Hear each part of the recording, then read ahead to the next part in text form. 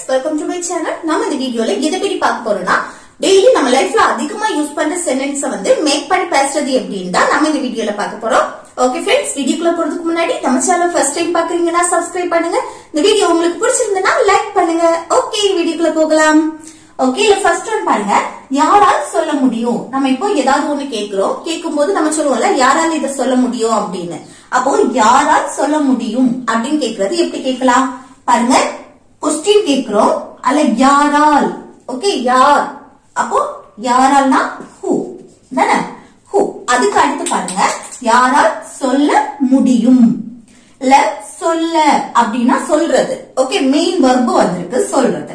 அடுத்து இன்னொன்னு பாருங்க, முடியும். இது வந்து மாடல் வெர்ப். முடியும், ஒரு செயலை என்னால செய்ய முடியும் அப்படின்னு சொன்னா அந்த முடியும்னா கேன் யூஸ் பண்ணும் தானே? அப்போ மாடல் வெர்ப் வந்துச்சுன்னா மாடல் வெர்ப் யூஸ் பண்ணி தான் நம்ம क्वेश्चन கேட்போம். ஆனா இங்க வந்து யாரால் என்ன WH क्वेश्चन வந்திருக்கு. அப்ப அத ஃபர்ஸ்ட் எழுதணும், அதுக்கு அடுத்து மாடல் வெர்ப் எழுதணும். ஓகே, அப்போ ஃபர்ஸ்ட் who, யாரால், யாருன்னே தெரியாது. Okay, subject. அப்போ who. அடுத்து என்ன வரணும்? முடியும். முடியும்னா can. அடுத்து verb சொல்றது. சொல்றதுக்கு let's say. ஓகே, அப்போ யாரால் சொல்ல முடியும் அப்படின்னா who can say. who can say. Okay, next பாருங்க, யாரால் என்னுடன் வர முடியும். யாரால் என்னுடன் வர முடியும் அப்படின்னு. அப்போ யாரால் who. அடுத்து என்னுடன் வர முடியும் அப்படின்னு. வாரது என்னது? Main verb. முடியும் அப்படிங்கிறது மாடல் வெர்ப். அப்ப முடியும்னா கேன். வாரதுக்கு இங்கிலீஷ்ல கம். அடுத்து என்னுடன், அந்த உடன் அதுக்கு வித். என்னை மென்ஷன் பண்ணும்போது மீ. அப்ப என்னுடன் அப்படின்னு சொல்லும்போது வித் மீ. ஓகே, அப்போ யாரால் என்னுடன் வர முடியும் அப்படின்னு கேட்கும்போது who can come with me. who can come with me. Okay, next யாரால் அதை செய்ய முடியும். யாரால அதை செய்ய முடியும் அப்படின்னு. அப்போ யாரால் who. அடுத்து அதை செய்ய முடியும். மெயின் வெர்ப் செய்யறது. அடுத்து முடியுங்கிறது என்னது? Model verb. அப்ப முடியும்னா கேன். அடுத்து என்ன? Main verb. செய்யறதுக்கு இங்கிலீஷ்ல do. அடுத்து எதை? அதை. அதைனா it. இல்லனா thatன்னு கூட போடலாம். ஓகே, that it எது வேணாலும் போட்டுக்கலாம். அப்போ யாரால் அதை செய்ய முடியும் அப்படின்னா who can do it. who can do it இல்லனா who can do that. Okay, அடுத்து நெக்ஸ்ட் பாருங்க, யாராலும் அதை செய்ய முடியாது. நம்ம சொல்லல யாராலையும் அதை செய்ய முடியாது அப்படின்னு. அப்ப பாருங்க, யாராலையும் முடியாது அப்படின்னு சொன்னா nobody இல்லனா no one. no one முடியாதுக்கு can. அந்த முடியாது அப்படின்னா நம்ம ஆல்ரெடி என்ன யூஸ் பண்ணுவோம்னா can't. ஒரு செயலை செய்ய முடியும் அப்படின்னா can, முடியாதுன்னா can't.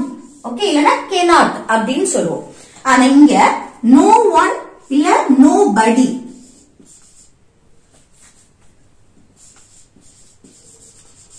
இந்த ரெண்டுல எது வேணாலும் யூஸ் பண்ணிக்கலாம். இந்த no one nobody வந்துச்சுன்னா அது நெகட்டிவா இருந்தாலும் அத பாசிட்டிவ் தான் வரும். இப்ப இல்ல can't எழுதக்கூடாது, இல்ல cannot எழுதக்கூடாது. can அப்படிங்கிற பாசிட்டிவா தான் வரும். முடியாது அப்படின்னாலே நம்ம என்ன யூஸ் பண்ணுவோம்? can't இல்லனா cannot சொல்லுவோம். ஓகே, ஆனா இங்க nobody no one இப்படி வந்தாலே அந்த இது என்ன மாடல் வெர்ப் வந்து நெகட்டிவா இருந்தாலும் அது பாசிட்டிவா தான் வரும். ஓகே, அப்ப யாராலும் முடியாதுன்னா nobody can இல்லனா no one can. ஓகே, அடுத்து செய்ய. என்ன முடியாது? செய்யறதுக்கு. அப்ப செய்யறதுக்கு இங்கிலீஷ்ல என்னது? do. அடுத்து அதை. அதைனா it இல்லனா thatன்னு சொல்லலாம். ஓகே, அப்ப யாராலையும் அதை செய்ய முடியாது அப்படின்னா no one இல்லனா nobody can do it. Okay, next பாருங்க, அவர் சாப்பிட்ட பிறகு நான் அங்க வருவேன் அப்படி சொல்லுவோம்ல. அவர் சாப்பிட்ட பிறகு நான் அங்க வருவேன் அப்படின்னு. அப்போ அது எப்படி எழுதலாம் பாருங்க, அவர் சாப்பிட்ட பிறகு இது ஒரு செட். அடுத்து நான் அங்க வருவேன் அடுத்த செட். ஓகே, இல்ல எதை ஃபர்ஸ்ட் எழுதினாலும் ஒண்ணும் இல்ல. இப்போ நான் இத ஃபர்ஸ்ட் எழுதுறேன் பாருங்க, நான் அங்க வருவேன் அப்படின்னு. அப்ப நான் அங்க வருவேன், இனிமேல் தான் அந்த செயல் நடக்க போகுது. அப்ப அது என்ன? ஃபியூச்சர். சிம்பிள் ஃபியூச்சர் டென்ஸ் படி எப்படி எழுதணும்? ஃபர்ஸ்ட் சப்ஜெக்ட் நான், நான்னா ஐ.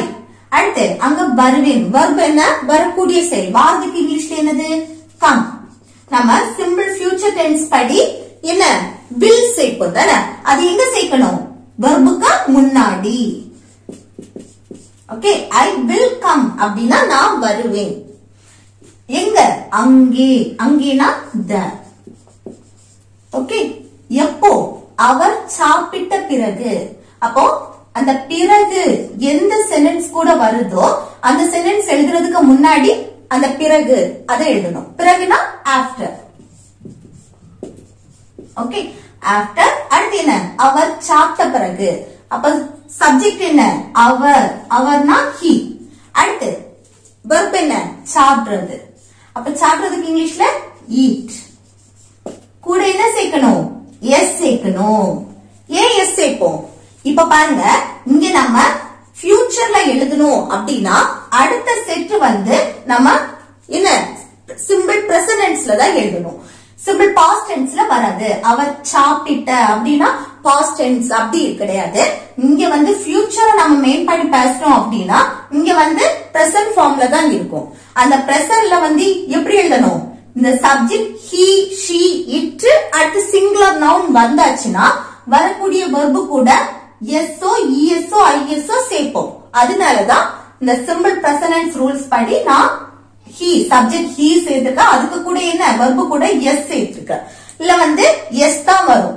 ஓகே டீக்கு அடுத்து எஸ் தான் வரும் eats அப்போ I will come there after he eats அப்படின்னா சாப்பிட்ட பிறகு நாங்க வருவேன் ஓகே அடுத்து நெக்ஸ்ட் பாருங்க நான் கிளம்புற பிறகு நீங்க என்ன செய்வீங்க அப்படின்னு கேட்க என்ன செய்வீங்க அப்ப நான் கிளம்புற பிறகு நம்ம சொல்லுவோம்ல இப்போ ஒரு இடத்துல வீட்டுல இருக்கோம் அப்படின்னா நான் கிளம்புற பிறகு நீங்க என்ன செய்வீங்க அடுத்து உங்களுக்கு என்ன வேலை இருக்கு அப்படின்னு கேட்போமா அதுதான் அப்ப நான் கிளம்புன பிறகு இது ஒரு செட் அடுத்து நீங்க என்ன செய்வீங்க இல்ல வந்து எதை ஃபர்ஸ்ட் எழுதினாலும் ஒண்ணும் இல்ல நான் இதை எடுக்கிறேன் பாருங்க நீங்க என்ன செய்வீங்க அப்படின்னு அப்போ என்ன WH கொஸ்டின் வந்திருக்கா அத ஃபர்ஸ்ட் எழுதணும் what அடுத்து என்ன நீங்க என்ன செய்வீங்க ஃபியூச்சரை மெயின் பண்ணி நம்ம கேக்குறோம் செய்வீர்கள் அப்படின்னு அப்ப ஃபியூச்சர் டென்ஸ் படி என்ன will யூஸ் பண்ணி தான் நம்ம கொஸ்டினே கேட்போம் கொஸ்டின் கேட்கணும்னா அதுல WH கொஸ்டின் வந்திருக்கனால அத ஃபர்ஸ்ட் எழுதணும் அதுக்கு அடுத்து தான் என்னது will போடணும் will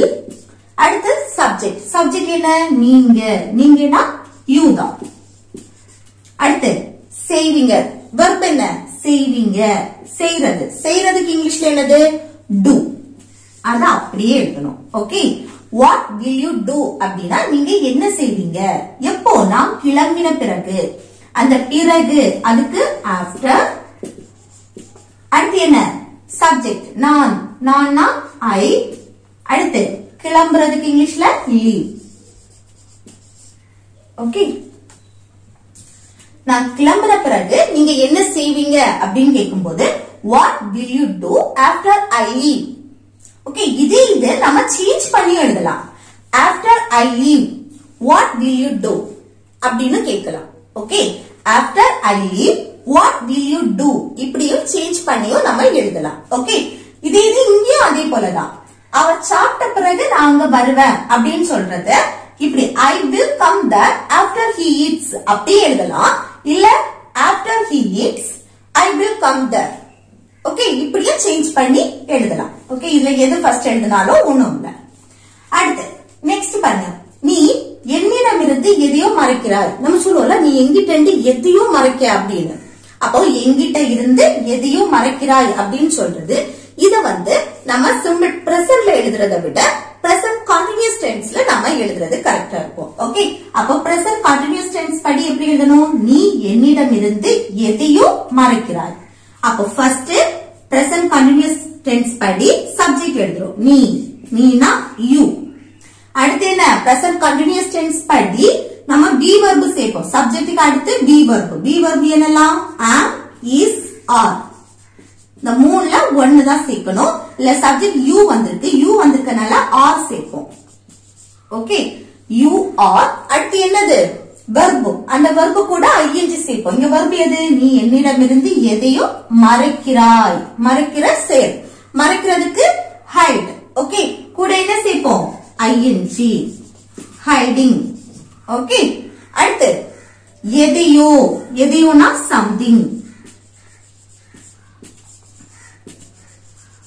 சம்திங். அடுத்து யார்கிட்ட என்னிடம் இருந்து அந்த என்னிடம் இருந்து இருந்து அதுக்கு from போட்டு அடுத்து என்னிடம் என்னை மென்ஷன் பண்றதுனால me. ஓகே from me அப்படின்னா என்னிடம் இருந்து. இங்க since me போடக்கூடாது from me தான் போடணும். ஓகே since வந்து ஒரு காலத்தை நம்ம மென்ஷன் பண்ணி பேசுறப்போ since யூஸ் பண்ணும். அப்ப நீ என்னிடம் இருந்து எதையோ மறைக்கிறாய் அப்படின்னு சொல்லும்போது you are hiding something from me. அடுத்து நெக்ஸ்ட் பாருங்க அவன் எதையோ மறைக்கிறான். நம்ம சொல்லுவோம்ல அவன் எதையோ மறைக்கிறான். அப்ப இது எப்படி சொல்றது பாருங்க இதையும் பிரசன்ட் கண்டினியூஸ் டென்ஸ் படி சொல்றோம்.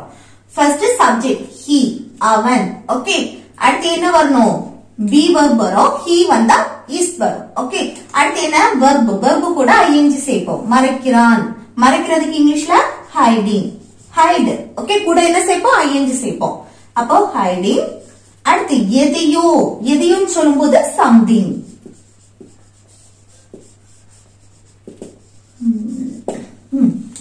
அவன் எதையோ மறைக்கிறான் அப்படின்னா he is hiding something. Okay next பாருங்க அதனால்தான் நான் பேசினேன். நம்ம சொல்லுவோம்ல அதனால்தான் நான் அவங்கிட்ட பேசினேன் அப்படின்னு. அப்ப அதனால்தான் நான் பேசினேன். அப்ப அதனால்தான் அதை என்ன சொல்லுவோம் that's why அப்படின்னா அதனால்தான் நான் பேசினேன். அப்ப என்ன சப்ஜெக்ட் என்ன நான் I பேசுறதுக்கு இங்கிலீஷ்ல talk. அது இது பேசினேன் past tense simple past tense படி என்ன talk ஓட past talked. ஓகே அப்போ that's why I talked அப்படின்னா அதனால்தான் நான் பேசினேன். நெக்ஸ்ட் பாருங்க வெறும் காலுடன் நடக்காத. நம்ம சொல்லுவோம்ல வெறும் காலுடன் நடக்காத அப்படின்னு வெறும் கால்ல நடக்காத. அப்ப பாருங்க வெறும் காலுடன் அடுத்து நடக்காத நடக்காதனா don't walk அப்படின்னா நடக்காத. அடுத்து எப்படி நடக்காத வெறும் கால்ல. அப்ப வெறும் கால் மென்ஷன் பண்ணும்போது என்ன barefoot. ஓகே அப்போ வெறும் காலுடன் நடக்காதே அப்படின்னா don't walk barefoot. Okay don't walk barefoot. அடுத்து நெக்ஸ்ட் பாருங்க நீ எப்படி தப்பிச்ச. நமக்கே போல நீ எப்படி தப்பிச்ச நீ அவன்கிட்ட இருந்து எப்படி தப்பிச்ச இல்ல ஏதாவது நாயோ ஏதாவது துரத்துச்சுன்னா நீ அதுகிட்ட இருந்து எப்படி தப்பிச்ச அப்படின்னு கேட்போமா. அப்ப நீ எப்படி தப்பித்தாய் தப்பிச்ச. ஓகே அது வந்து past tense ஆல்ரெடி நடந்ததை நம்ம கேக்குறோம். அப்போ சிம்பிள் பாஸ்ட் டென்ஸ் படி क्वेश्चन கேட்கும்போது did யூஸ் பண்ணி தான் क्वेश्चन கேட்போம். ஆனா இங்க பாருங்க எப்படி WH क्वेश्चन வந்திருக்கா அதனால அத ஃபர்ஸ்ட் எழுதணும் how. அடுத்துதான் என்னது did போடணும். சிம்பிள் பாஸ்ட் டென்ஸ் படி ஒரு क्वेश्चन கேட்கணும்னா did யூஸ் பண்ணணும். how did அடுத்து என்னது சப்ஜெக்ட் வரணும் நீனா you. அடுத்து verb தப்பித்தாய் தப்பிக்கிறதுக்கு இங்கிலீஷ்ல escape. ஓகே நீ எப்படி தப்பிச்ச அப்படின்னு கேட்கும்போது how did you escape. Okay how did you escape. Next பாருங்க எனக்கு உங்க ரெண்டு பேரையும் பிடிக்கும் அப்படின்னு சொல்றேன். எனக்கு உங்க ரெண்டு பேரையும் பிடிக்கும். இப்போ வந்து யாராவது நம்ம கிட்ட கேட்பாங்க உனக்கு அவனை பிடிக்குமா உனக்கு என்ன பிடிக்குமா அப்படின்னு கேட்பாங்க. அப்ப நம்ம என்ன சொல்லுவோம் எனக்கு உங்க ரெண்டு பேருமே பிடிக்கும் அப்படின்னு சொல்லுவோம் தானே. அப்போ எனக்கு உங்க ரெண்டு பேருமே பிடிக்கும் அப்படின்னு சொல்லும்போது எப்படி சொல்லலாம் பாருங்க பிடிக்கும். இந்த பிடிக்குங்கிற வார்த்தை வந்து வந்தாலே அது என்ன சிம்பிள் பிரசன்ட் டென்ஸ்ல நம்ம எழுதிடலாம். ஓகே இதே இது பிடிக்காதுன்னு நெகட்டிவ்ல வந்துன்னா அத சிம்பிள் பிரசன்ட் டென்ஸ்ல நம்ம நெகட்டிவ்ல எழுதுவோம். இப்படி இந்த பிடிக்கும் பிடிக்காது அடுத்து ஒரு விஷயம் தெரியும் தெரியாது அடுத்து இது எனக்கு தேவை தேவையில்லை எனக்கு வேணும் வேண்டாம் இப்படி எல்லாம் நம்ம சொல்லுவோம்ல நான் விரும்புறேன் விரும்பல இப்படி எல்லாம் இது எல்லாமே நம்ம சிம்பிள் பிரசன்ட் டென்ஸ் படி நம்ம சொல்லுவோம். இது வந்து ஸ்டேட்டிவ் வெர்ப்னு சொல்லுவோம். இந்த லைக் want need understand இது எல்லாமே. ஓகே அப்ப பாருங்க இத வந்து சிம்பிள் பிரசன்ட் டென்ஸ் படி தான் எழுதணும். அதுல பாருங்க ஃபர்ஸ்ட் சப்ஜெக்ட் I எனக்கு அப்படினா I. அடுத்து என்ன வரணும் verb. இல்ல verb எது பிடிக்கும். I like எனக்கு பிடிக்கும். அடுத்து யார் பிடிக்கும் உங்க ரெண்டு பேரையும். அந்த ரெண்டு பேரையும் மென்ஷன் பண்ணும்போது both. அடுத்து சேர்த்து உங்க ரெண்டு பேரையும் சொல்லும்போது both of you அப்படின்னு சொல்லுவோம். ஓகே அப்போ எனக்கு உங்க ரெண்டு பேரையும் பிடிக்கும் அப்படின்னா I like both of you. I like both of you. Okay next பாருங்க 7 மணிக்கு முன்னாடி வீட்டுக்கு வந்துடு. நம்ம சொல்லுவோம்ல 7 மணிக்கு முன்னாடி நீ வீட்டுக்கு வந்துடு அப்படின்னு, வீட்டுக்கு வரணும்னு. அப்போ இதுல வந்து எந்த சப்ஜெக்டையும் நம்ம மென்ஷன் பண்ணல, நம்ம சாதாரணமா 7 மணிக்கு முன்னாடி வீட்டுக்கு வா அப்படின்னு சொல்றோம். அப்போ வீட்டுக்கு வந்துடு, வீட்டுக்கு வா அப்படின்னு சொல்றது சப்ஜெக்ட் இல்லாத பட்சத்துல அந்த வெர்ப தான் ஃபர்ஸ்ட் எடுக்கணும். அப்போ வந்துடு, வாரதுக்கு இங்கிலீஷ்ல என்னது? கம். எங்க வரணும்? வீட்டுக்கு. அப்போ ஹோம். இங்க பாருங்க, அந்த வீட்டுக்கு இக்கு வந்திருக்கு. அப்போ ஒரு இடத்துல இருந்து இன்னொரு இடத்துக்கு மூவ் ஆகுறோம். சோ ஹோமுக்கு முன்னாடி டு போடணும் அப்படி கிடையாது. இந்த ஹோமுக்கு முன்னாடி என்னது? டு வராது. ஓகே, கம் ஹோம் அப்படின்னா வீட்டுக்கு வந்துடு, வீட்டுக்கு வா. எப்போ? 7 மணிக்கு முன்னாடி. அந்த முன்னாடி அதுக்கு பிஃபோர். அடுத்து 7 மணிக்குன்னு சொல்லும் போது 7 o'clock. ஓகே, அப்போ 7 மணிக்கு முன்னாடி வீட்டுக்கு வந்துரு அப்படின்னா come home before 7 o'clock. Come home before 7 o'clock. Okay, next பாருங்க. குழந்தை இரவில் அடிக்கடி அழுகிறது. நம்ம சொல்லுவோம்ல குழந்தை வந்து நைட் அடிக்கடி அழுதுட்டு இருக்கு அப்படின்னு. அப்போ ஒரு செயல் அடிக்கடி நடக்கு, இல்ல டெய்லி நடக்கு, ரெகுலரா அந்த செயல் நடந்துட்டே இருக்கு அப்படின்னாலும் நம்ம இத சிம்பிள் பிரசன்ட் படி சொல்லுவோம். ஓகே, ஒரு செயல் அடிக்கடி நடக்கு, இல்ல டெய்லி நடக்கு, இல்ல நம்மளோட ஹேபிட்ஸ் அதா இருந்தாலும் நம்ம சிம்பிள் பிரசன்ட் படி நம்ம சொல்லுவோம். ஓகே, அப்ப பாருங்க, இது சப்ஜெக்ட் எது? குழந்தை. குழந்தையை பத்தி தானே பேசுறோம். அப்போ குழந்தை, குழந்தைங்கிறது சிங்குலர் நவுன். ஒரே ஒரு குழந்தைய தான் நம்ம மென்ஷன் பண்றோம். So singular noun. Okay, the baby. இததான் நம்ம சப்ஜெக்டா எடுத்திருக்கோம், பேபி. அப்ப அடுத்து என்ன வரணும்? சிம்பிள் பிரசன்ட் படி ஃபர்ஸ்ட் சப்ஜெக்ட், அடுத்து வெர்ப் வரணும். இல்ல வெர்ப் எது? இரவில் அடிக்கடி அழுகிறது. அழுகிற செயல் தான் நடக்கு. அழுகிறதுக்கு இங்கிலீஷ்ல கிரை. அப்ப இங்க பாருங்க, என்ன எழுதணும்? கிரைன் எழுதலாமா? எழுதக்கூடாது. எப்படி? கிரைஸ். ஓகே, ஐஎஸ் சேர்க்கணும். CRY கிரை. அந்த ஒய்ய ரிமூவ் பண்ணிட்டு என்ன பண்ணும்? ஐஎஸ். இந்த சிம்பிள் பிரசன்ட் ரூல்ஸ் படி உங்களுக்கு தெரியும் தானே? Subject he she it at singular noun ஒண்ணே ஒண்ணு நம்ம மென்ஷன் பண்ணி வந்துனா சப்ஜெக்ட், வரக்கூடிய வெர்பு கூட எஸ்ஓ இஎஸ்ஓ ஐஎஸ்ஓ சேர்ப்போம். ஆனா இங்க வந்து என்னது? Singular noun. ஒரே ஒரு குழந்தைய தான் நம்ம மென்ஷன் பண்ணி பேசுறோம். அப்போ வரக்கூடிய வெர்பு கூட எஸ்ஓ இஎஸ்ஓ ஐஎஸ்ஓ சேர்ப்போம். இதுல ஐஎஸ் சேர்த்திருக்கு, ஏன்னா அந்த வெர்போட ஸ்பெல்லிங்க பொறுத்து. ஓகே, இல்ல லாஸ்ட் ஒய்ல வந்திருக்கனால ஒய்ய ரிமூவ் பண்ணிட்டு ஐஎஸ் போட்டிருக்கோம். அப்போ சியா ஐஎஸ். The baby cries. அடுத்து அடிக்கடி. அடிக்கடின்னு சொல்லும் போது ஆஃபன். அடுத்து இரவில். இரவில்னா அட் நைட். ஓகே, அட் எதுக்கு போடுறோம்? இப்போ மார்னிங், ஈவினிங், ஆஃப்டர்நூன் சொல்லும் போது இன் யூஸ் பண்ணணும். இந்த மார்னிங், இந்த ஆஃப்டர்நூன், இந்த ஈவினிங். ஆனா நைட்ட மென்ஷன் பண்றப்போ அட் யூஸ் பண்ணணும். At night. ஓகே, நைட்ட மென்ஷன் பண்றப்போ அட் நைட் தான் வரும். அப்போ குழந்தை இரவில் அடிக்கடி அழுது அப்படின்னு சொல்றதுக்கு எப்படி சொல்லலாம்? The baby cries often at night. The baby cries often at night. Okay, next பாருங்க. அதனால்தான் நான் கேட்டேன். நம்ம சொல்லுவோம்ல அதனாலதான் நான் உங்ககிட்ட கேட்டேன் அப்படின்னு. அப்ப அதனால்தான் நான் உங்ககிட்ட நான் கேட்டேன் அப்படின்னு சொல்றதுக்கு எப்படி சொல்லலாம்? அதை எப்படி சொல்லலாம்னு கமெண்ட் பாக்ஸ்ல கமெண்ட் பண்ணுங்க.